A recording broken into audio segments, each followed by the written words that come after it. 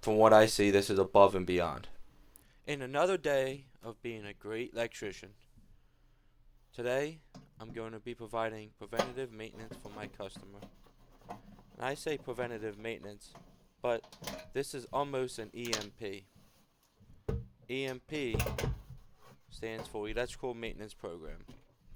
And for all my customers, I'm starting this program. As long as they provide me some type of work within just about every 5 years, while I'm at their house, I am going to look into their electrical system. I'm going to check out the panel, the ground rods, the meter, and just a general overview of the condition of their electrical system.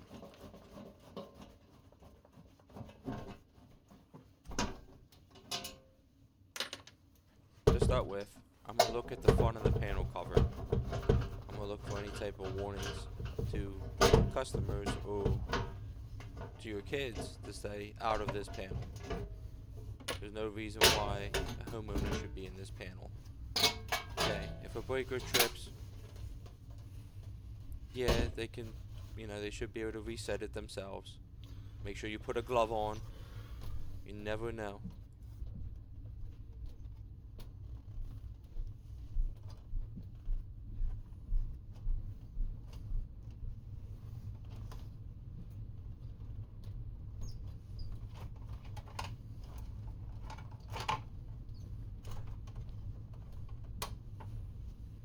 Next thing I'm going to do here is I'm really going to look at this panel. I'm going to inspect it up close. I'm going to run my hands all over it and kind of just feel everything in the panel. I'm wearing the appropriate PPE and gloves, and I'm looking for anything that's going to make an arcing sound, anything that's going to arc, anything that doesn't move, it moves too much maybe, or doesn't move at all. I'm just going to feel all around, see if I can feel anything that doesn't feel right.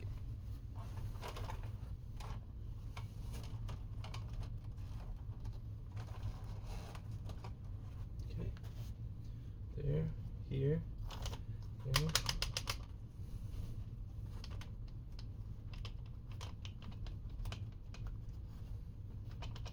Couple different ones in here.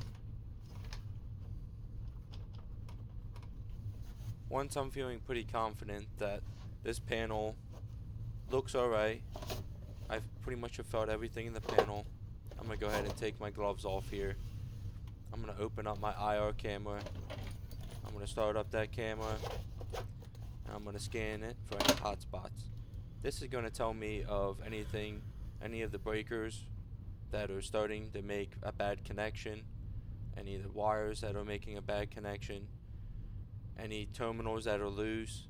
I should be able to pick any of this up with this IR camera.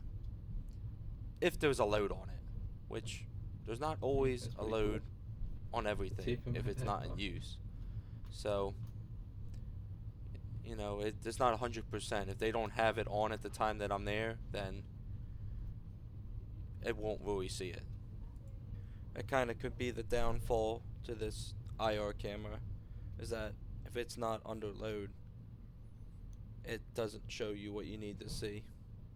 There's a new camera that goes off of sound I would love to buy, but 18,000. Now, I bought this IR camera just for this job, and it's not even a job I charge for. I do this for free. I literally just want to make sure my customers' electrical systems are in good shape. That's it. That's all I want to do. It was kind of cool at the beginning of this. Down at the bottom where I taped that, you could see that was the hottest thing in the panel, which was tape that was in my pocket. Now that one red one, that was, I think it was still only 80 degrees Fahrenheit or so in that IR camera, 85 degrees Fahrenheit, not hot at all. That was the dryer, and it was running while I was there, so that should tell you about what you're looking for. I mean, most of these panels, I don't see anything over 85 degrees Fahrenheit.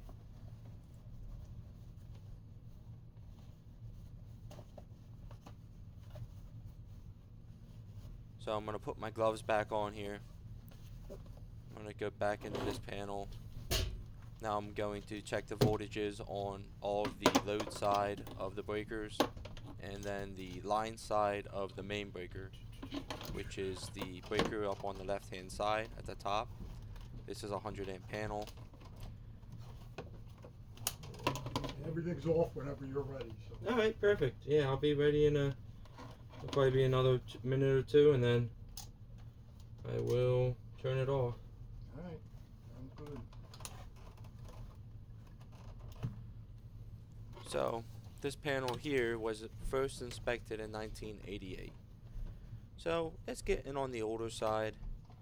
Not that old yet, 35 years old or so.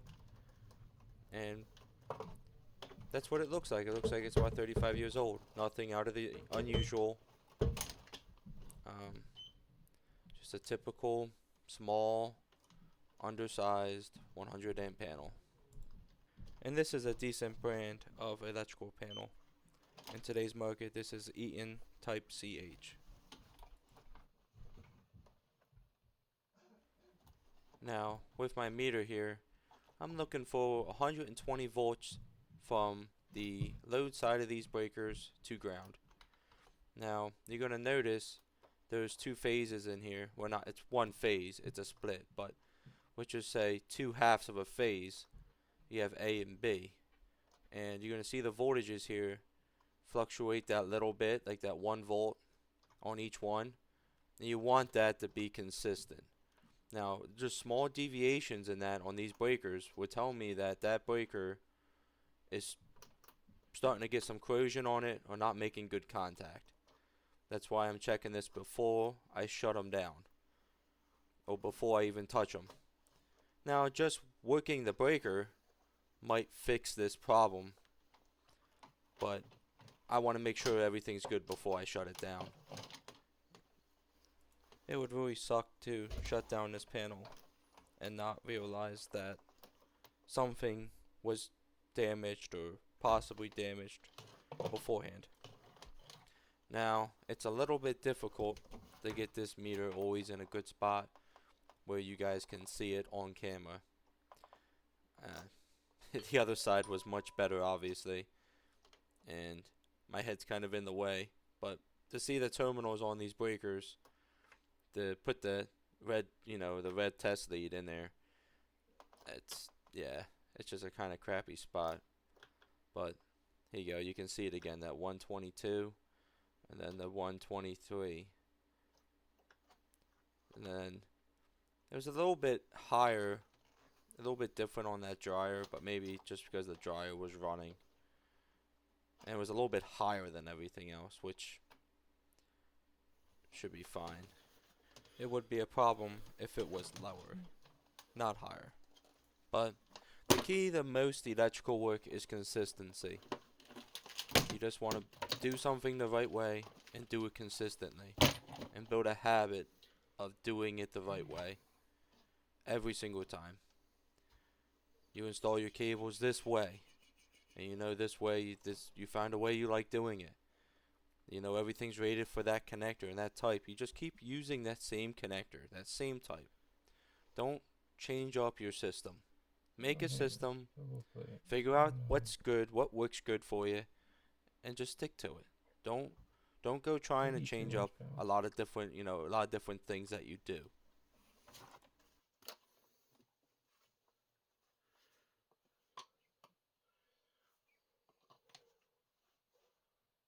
You could apply this to anything in life, especially driving. But I'm not here to talk about driving.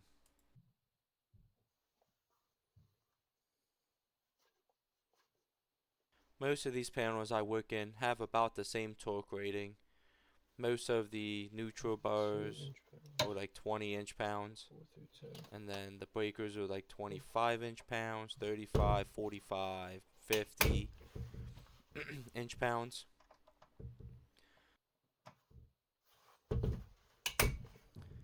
As I tighten these up, you're going to see me go to all the individual ones, individual cables, and the smaller sizes like 14, 12, 10, Probably should all be the same torque rating.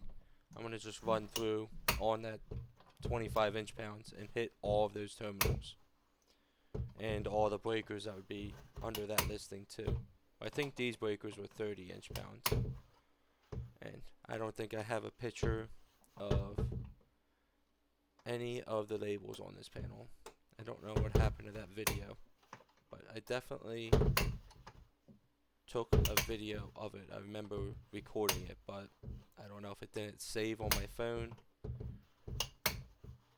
Yeah, it's kind of strange.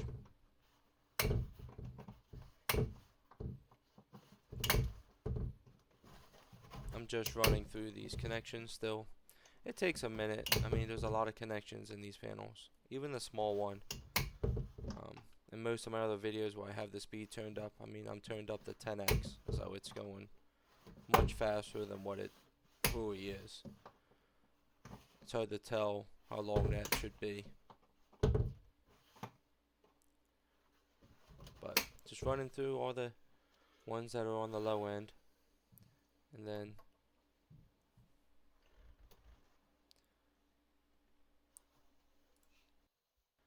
now you can actually see me here where my screwdriver is there. Right on that side of these breakers is the identification of the breaker and the specs on tightening, like how much to tighten them up, the torque rating. And I'm just double checking on these old CH breakers, Cutler hammer. I go through so many of these panels, I always like to read it, double check. I mean, some of the old ones might not be the same as the new ones. You never know. They do slight redesigns on these breakers over years. Here I go. I guess I decided that I didn't see me change the torque spec on the screwdriver, so whatever the neutral bow was is the same torque spec for these breakers. And as you can see, those ones there were pretty loose, but most of them were pretty tight in this panel. As I run through them, just go on down, clickety clack, and that's just the sound of that screwdriver, that torque screwdriver. When it clicks like that, it means it hit the torque spec. The other thing you can notice here is that this panel is still energized. It's still hot. I tighten up and play with all these connectors while the panel is hot. It seems silly, you can turn it off, but I don't want to turn it off because I want to see when I tighten it if it irks, if it sparks, something moves. I want to see that. You want to be able to see if there was an issue. And having this panel energized will really help you see if there's a loose connection or a problem when you're going to tighten something up or move something. And then you can, if you know, the point is to find it so you can fix it. That way it doesn't cause problems in the future. I want my customers to have a reliable system. I don't want them calling me at 12 o'clock at night saying, my power's out, and I have to tell them I'm not coming till the morning. I'm not doing that for my customers. I mean, I will, but I don't have to because their power doesn't go out at midnight. Unless the tree fell and took out the overhead lines going to the house, which, I mean, that happens. But other than that, they don't lose their power. Their panel is not going to burn up like I've seen in the past. Here you could see me, I changed my torque spec up probably to probably the maximum of my screwdriver, 50 inch-pounds or so, and I just did the top breaker and the neutral, and I'm probably going to do the number 6 going to the ground rod. That's about probably that same size too, probably 50 inch-pounds. Here's the whole another thing, is that if you've never used a torquing screwdriver before in your life, you wouldn't even realize how hard it is to turn, to get as tight as you need 50 inch-pounds. It's a lot. 50 inch-pounds is a lot. And 25, believe it or not, is a good bit too. And the difference between 25 and 50 is a lot. It's twice as much. So it's pretty important to use a torquing screwdriver and realize that difference.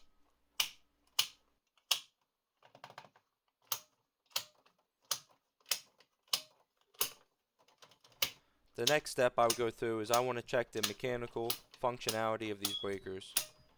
I don't have any way to go through and check and see, like, I can't put a load on these breakers and watch each one pop. I'm not pulling every breaker out. Like, again, this is residential. What I'm doing here is above and beyond already.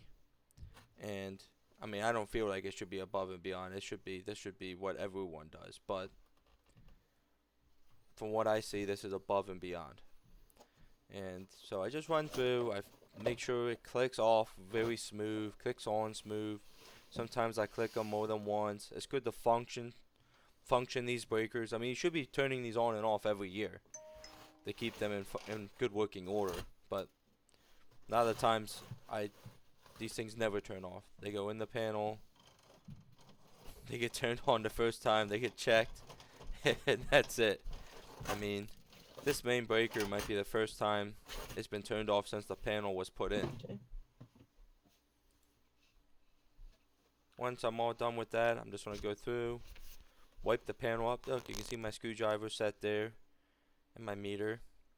And I use a cheap meter most of the time on these because it's not that big of a deal. I'm just looking for voltage, nothing crazy. Sometimes I check the amperage on the overall service. But running you around here, looking at this panel close up. They use another one of those butterfly connectors up there on the right hand side. I mean, one cable, guys, one cable. There's like 3 or 4 on that one too. And then this Romex in the bottom here is hilarious. It's just not even stripped almost all the way up.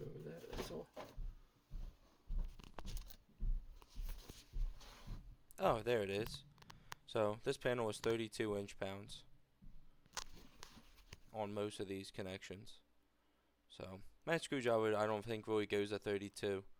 I probably put these to 30. There's only adjustments like it only says like 30, 35. Like it only goes in 5 inch-pound increments. So I'm sure I probably I just set this to 30, which was the same as the breakers. And here I'm just going to put my gloves back on. We're going to put this cover panel back on here. And then we're going to put the 4 screws back in. Always do a visual before you put a cover on.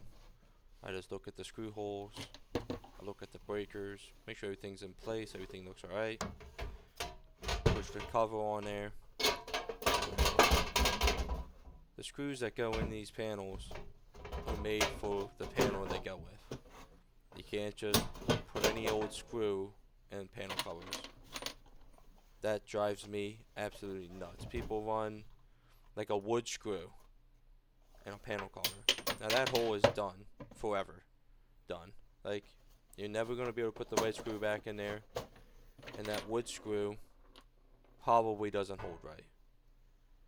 So go to Home Depot and buy the right screw for the panel cover you are working with.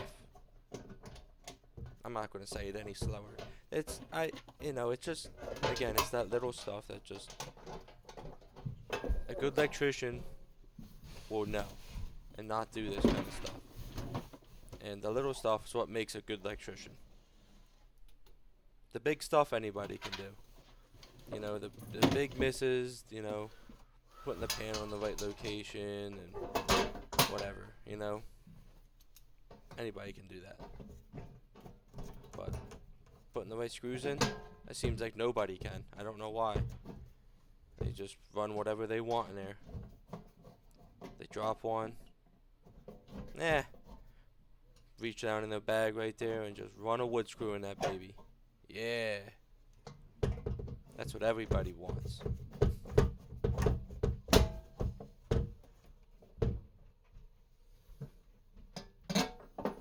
Now, I wear my gloves and my protection and PPE, and I try to wear my safety glasses.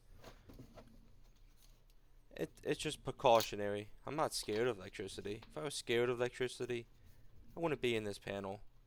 I've done this 1,000 times without any of the PPE, but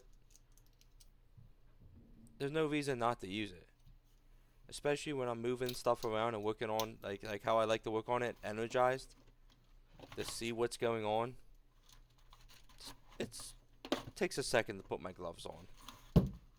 Okay, it's more than a second, but again, it's worth it because the sense of security. It's a sense of security you have, not really security, but the sense of security makes you feel better.